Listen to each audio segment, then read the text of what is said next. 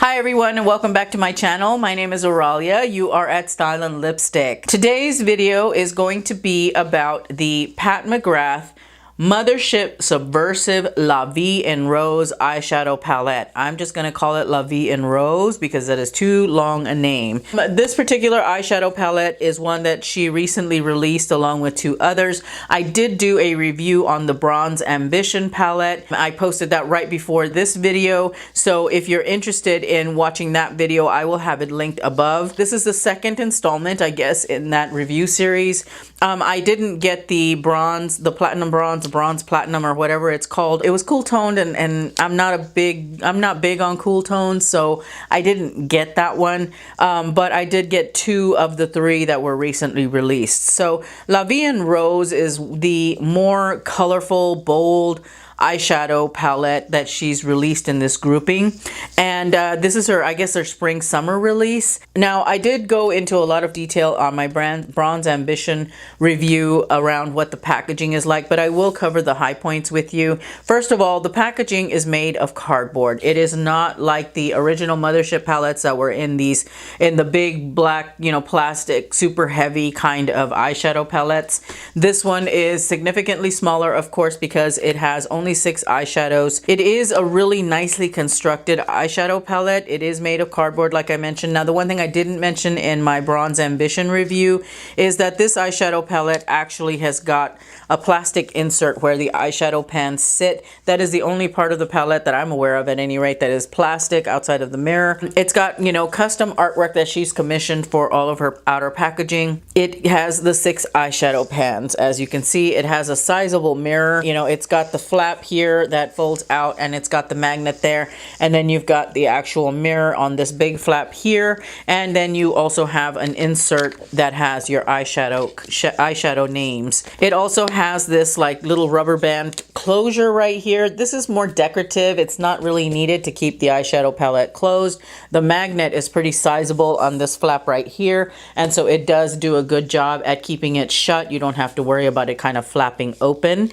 The one small flaw I think that I would say for this palette is this little flap here tends to get in my way. I don't normally, unless I'm doing a tutorial, because I can't use my magnified mirror. It lights me from underneath and it just is not very flattering. So I have opted to start using the mirrors in my eyeshadow palettes, but otherwise in everyday life I use a magnified standing mirror, and so I tend to lay my eyeshadows, my palettes flat, and I use them that way. This little flap right here tends to fold over and it will get in the way, so that is one of the smaller design flaws in the packaging, but it's not anything that is insurmountable, or I would not say that that's a deal breaker. It's just a little bit of an inconvenience. But the flap does fold over here, you know, in this trifold style, and it does protect your eyeshadows, plus you've got your magnet that shuts there. It's not cheaply made. It is very, very well made, actually. It has, you know, of course, the gold Pat McGrath logos. So at first, when I initially swatched these eyeshadows, I was a little concerned because they swatched on really kind of light and a little bit patchy, and I was a little worried about that when I initially did my swatches. But as I applied them onto my face, I came to understand why they weren't as pigmented as some of the other Pat McGrath eyeshadows, especially like the ones in the Bronze Ambition palette. And I think it's because purples, pinks, reds, you know, those types of shadows are hard to produce. I mean, you know, they tend to be a little bit drier, and it's due to the nature of the pigments in the eyeshadow. I found that with these eyeshadows, they did go on a little bit sheer, but I can really appreciate that though, because as I was applying them to my eyes, I can see how these colors could easily get away from you if they are too pigmented.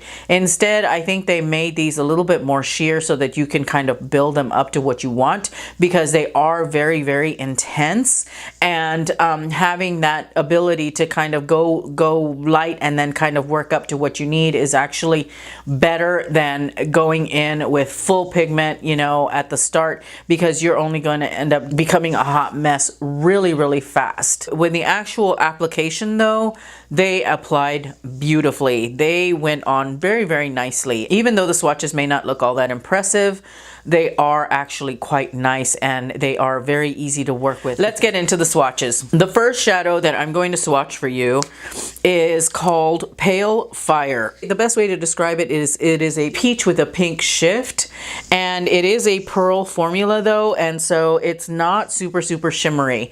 It is actually more satiny, I think, in finish. I used it on my mobile lid and I really like the way it looks on there. I did use a little bit of Fix Plus because I wanted to intensify that just a little. Once it's on your eyes, it does pull a little bit more pink, but you can definitely see the peachiness in it. The next shadow is called Purple Rain, and it was the one that truly caught my attention for this palette, and it is a deep royal purple that is stunning. It is so pretty, but again, it's not super metallic. I thought it was going to be really highly metallic, and it actually isn't. It's more of a pearl finish, and again, I'm kind of glad for that though, because these eyeshadows could very easily get away from you, like I've said before, and so having it be a pearl finish versus being a high metallic shine is definitely, I think, to its benefit, because you run less risk of really getting crazy with this eyeshadow. It is actually quite pretty though. I do have it on my outer corner for this eye look. The next eyeshadow that I'm going to swatch for you is called Gold Nectar, and this one is stunning. It is a high metallic shine and it is just so pretty. It reminds me very much of Gold Rush, which is one of the shadows in the Bronze Ambition palette, which is actually my favorite eyeshadow in that palette. It is so highly reflective. It is amazing. It's stunning. It's a beautiful kind of like antiqued gold, and it's just really nice. The next eyeshadow is called Paranormal, and this is your matte crease shade, I think. It's a really pretty shade of like a plummy purple. It went on a little bit patchy and a little bit sheer on my arm. It does allow you the opportunity to kind of build it up versus, you know, having to deal with too much color all at once. Rose Risque is the next shadow, and this one scared me a little bit because it is like just a true straight up pink, and I would almost say it's like a neon pink almost, but this one did go on very sheer, as you can see in the swatch, and that's a good thing because this one particular color could very easily get out of control and just make a hot mess all over your eye. I found it incredibly easy to work with because it was a little bit sheer and I could build it up to what I needed it to be or not. It actually worked out really well. I don't have to fear this shade anymore because it's kind of almost foolproof. The last shadow in the palette is called Euphoria, and it is a lovely shade of purple with a pink shift. I did not get to try this eyeshadow on my eyes today, but I cannot wait to try it out. It is really pretty. Again, it's not super metallic. It does have a little bit of a metallic sheen. I would say it lands somewhere in the middle of being pearl and metallic, and it is really pretty, so I can't wait to dig into that one. Pros and cons of the eyeshadows. With the Bronze Ambition review, I did bring in another palette to help with transition shades. With the La Vie en Rose, I challenged myself to use just this palette, not to go in with different eyeshadows, use just what was in the palette to see if I could create a complete look with it, and I did. It actually worked out really well. To me, with this palette, it is definitely doable to not need an extra eyeshadow palette, and I attribute that to the fact that they included 2 matte eyeshadows in this palette, whereas with the Bronze Ambition, you only got 1. I think that had the Bronze Ambition had another matte eyeshadow, I could easily have just used that one, but with the La Vie en Rose, since you got 2 matte eyeshadows to work with, that actually satisfies my need for matte eyeshadows for both the transition and crease, at least to set down the base colors. And then of course you've got your pearls and then your high shimmer shadows. To me, it is actually workable as is. I don't have to bring anything new in. I totally would though, if I wanted to introduce maybe a little bit more orange into this eyeshadow palette, I could very easily grab any one of my orangey eyeshadow palettes to kind of supplement this, but honestly, it does not need an additional palette to work with. And it's kind of funny because I thought this one for sure was going to need some help, and it actually didn't. So that's a good thing. I've talked about the packaging flapping over, you know, the little flap coming over. That's a con to me because it just gets in my way sometimes. The shadow quality is amazing. These eyeshadows perform beautifully. They blend very, very nicely and easily. They're as soft as you can expect for the shadows that you are getting, you know, for the color story that you have here. They are really, really nice. I think that this palette is actually a really, really pretty one. If you like color, you might want to consider at least taking a look at it because it satisfies your need for purple. I mean, if you are a purple eyeshadow lover, this thing is right up your alley. I like purple eyeshadows. I just don't wear them that often, but I think that I'm going to start because this palette is it's just bomb. It's beautiful. Another con that I have for the palette is that I experienced a lot of fallout with this eyeshadow palette versus the Bronze Ambition, which I had a little bit of fallout. This one I had a bunch. So just be aware of that. I am glad that I opted to do my concealer last because I kind of figured I was going to need to clean up the eye look anyway. And I was worried that there might be fallout, especially after using the Bronze Ambition and seeing that that had a little bit of fallout. Expect that with this eyeshadow palette, and I'm not even the type of person that is a big bully or, you know, really rough on my eyeshadows. I go in pretty gently. Not a big deal for me. I mean, I can, you know, very easily just wait to do my concealer until I'm done. Actually, I might just adopt that practice altogether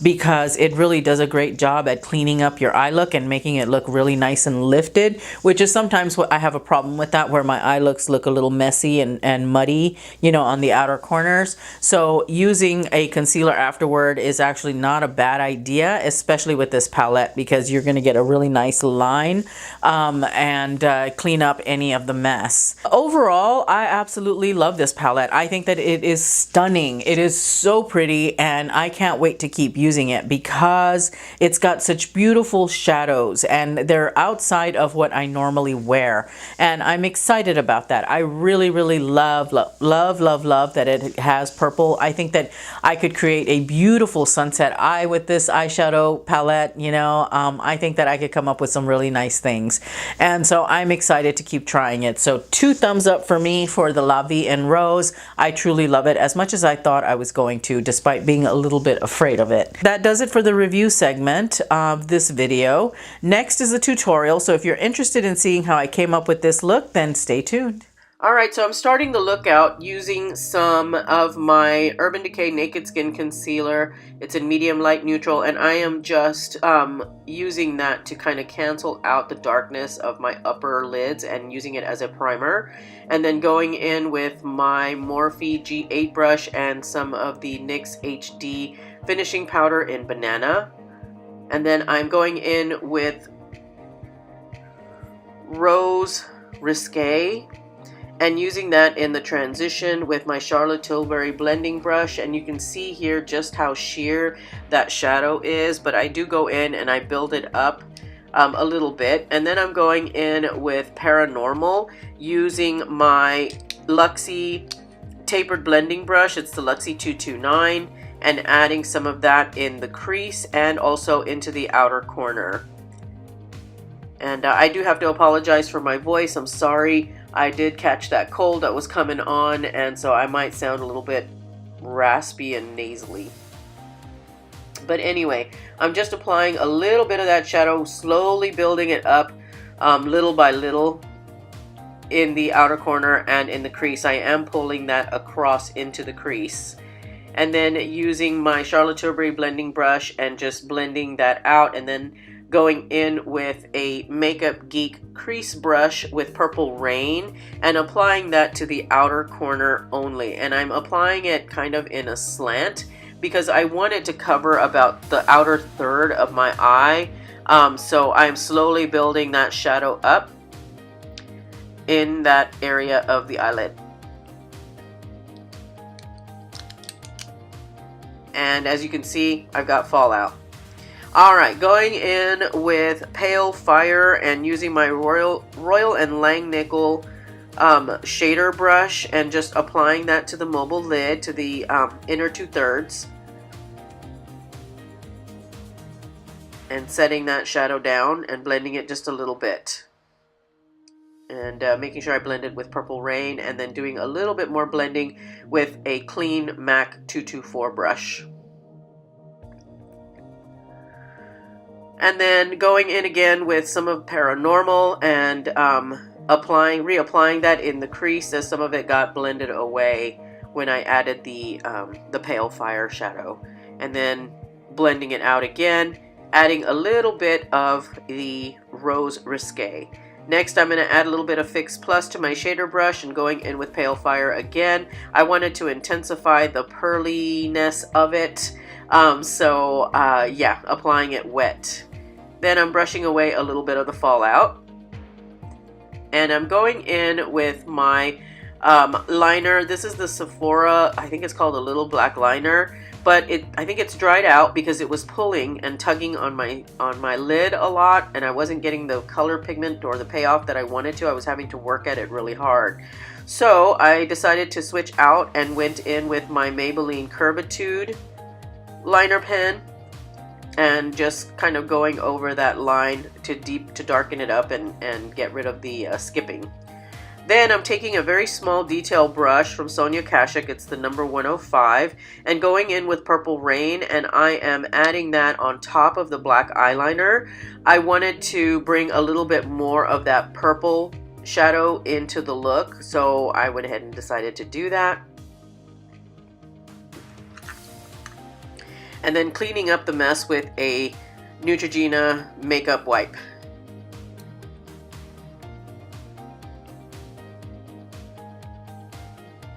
Then I'm going in with the Urban Decay Naked Skin Concealer and cleaning things up, adding my concealer, and yeah, using my small Eco Tools blending sponge. And I was very generous with the concealer today. Alright, then setting the concealer with my NYX HD Finishing Powder in Banana and using, of course, my Morphe G8. Then going in with Paranormal and using a small tapered shading brush from Morphe. It's the S28, and just applying Paranormal all the way across the lower lid, and then going in with my small blending brush from Luxie. It's the 237 brush with some of the Rose Risque, adding that to the lower lid, and then also adding a little bit of the Rose Risque to the upper transition. Next, I'm going in with my Maybelline Lash Sensational and setting that as a base coat because I will be applying lashes. I'm using my Ardell Wispies. I wanted the eye look to shine through the eyelashes, which is why I went with such a natural lash. And then adding a little bit more of Purple Rain to kind of hide the lash band a little bit. Next, I'm going to go in with ColourPop's Cream Gel Liner in Crybaby and adding that to bring a little bit of brightness to the lower lid. And next is lips. I'm using my Flower lip liner, and this is in Toffee. And then I go in with the Pat McGrath MatteTrance lip in Omi, and then topping it with Buxom's White Russian.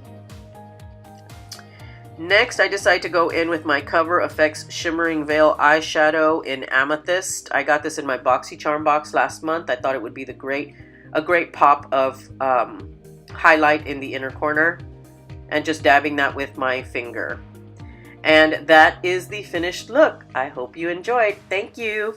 Okay, so that does it for this video. Thank you very much again for watching. I really appreciate it. If you enjoyed this video, please give it a thumbs up. It really helps me out. If you are new to my channel, please don't forget to hit the subscribe button on your way out, especially if you enjoy over 40 beauty content. All right, everybody, that's all that I have for you guys today. Again, thank you so much for watching. I really appreciate it, and I hope you have a wonderful day. I will see you in my next video. Bye.